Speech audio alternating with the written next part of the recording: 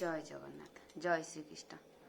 एपटे आसला कौन भगवान उवाच श्री भगवान उवाच एपटे अर्जुन उवाच आसला अर्जुन पचारे श्रीकृष्ण को जे तुम केतबले कर्मयोग श्रेष्ठ कहूच केतबले ज्ञान योग श्रेष्ठ कहूच मो पाई ठीक किए। एपटे तृतीय अध्याय 71 पृष्ठारे भगवान एवं अर्जुन को बुझेले लोकेस्मिन् द्विविधा निष्ठा पूरा प्रोक्ता मया नघ ज्ञान योगेन सांख्यानाम कर्म योगेन योगिनाम। भगवान कहले योग दुई प्रकार सन्यासी पक्षरे ज्ञान योग और योगी मान पक्षरे कर्मयोग विहित अटे। ज्ञान हूँ दी प्रकार सन्यासी पक्षरे ज्ञान योग भगवान कहले योग ये हूँ दीटा योग गोटे हूँ ज्ञान योग गोटे हूँ कर्मयोग।